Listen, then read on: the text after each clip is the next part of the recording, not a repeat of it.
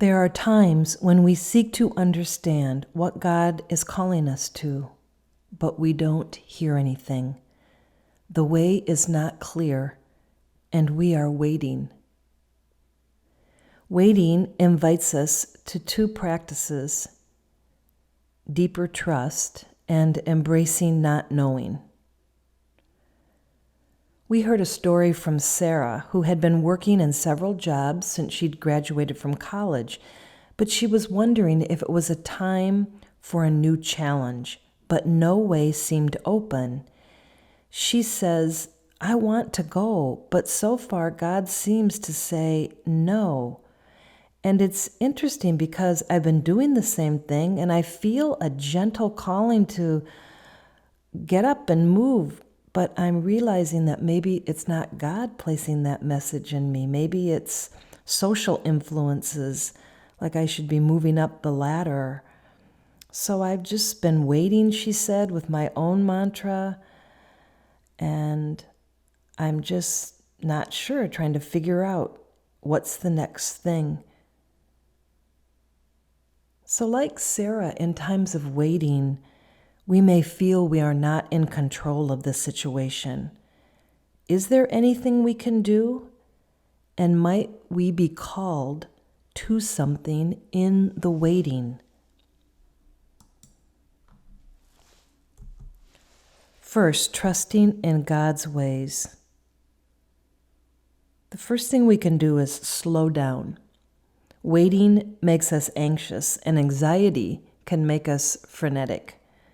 We can't listen if we're so filled up with thoughts of worry, or we're too busy to stop.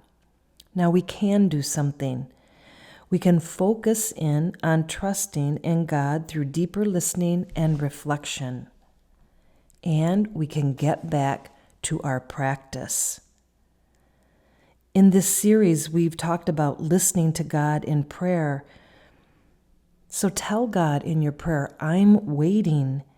Get back to your practice. Turn to the lament psalms. People are always waiting in the Bible. In other words, stay in relationship. We talked about reflecting with others. Take your struggle to a small group of trusted companions, a spiritual director, family, and friends. Focus in on some key questions. What do I long for? Why is waiting hard for me? What am I not seeing or paying attention to?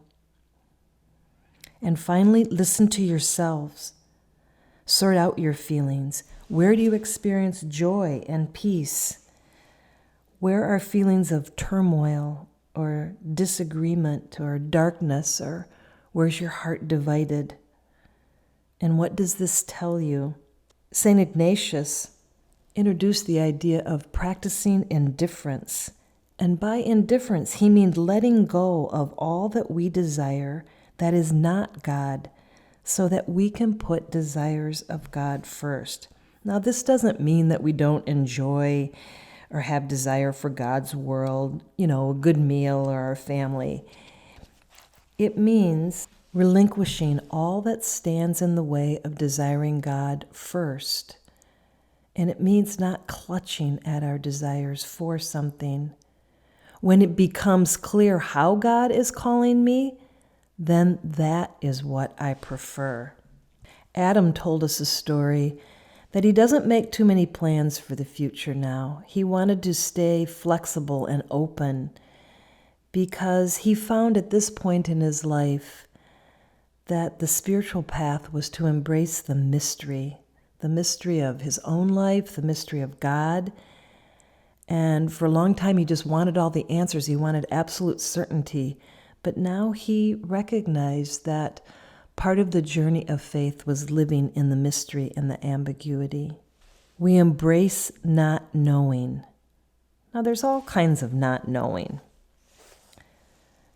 Like, for example, facts. There's just certain things I don't know about the world, like how big the universe is or what the other side of Mars looks like. Or there's things I don't know because I've never had the experience. I don't know what having $1 billion is, or I don't know what Australia's like. Or I don't know the future. who's going to be the next president or what will happen with climate change. So there's all kinds of things I don't know. And in the Christian tradition, not knowing or unknowing is a key part of the spiritual life. So, for example, there are certain facts about God that I don't know. What the face of God looks like, what the afterlife is like. There's certain experiences I don't have. But there's also our inability to know God, both the limits of our knowledge, but also because God is completely other from us. So waiting can be an invitation to understand God differently. First, we're not God. God is more than we can imagine God to be. And perhaps there is an invitation to let go of the God we imagine and wait for a new understanding to emerge. Perhaps God is inviting us to understand and call upon this holy mystery in a new way. Discernment should, over time, open us out to a broader understanding of who and what God is in my life. Second, there are practices that cultivate this kind of unknowing. Unknowing is a kind of knowing that arises not from reading more books or analyzing theological ideas, but from repeated, intentional cultivation of this relationship with God.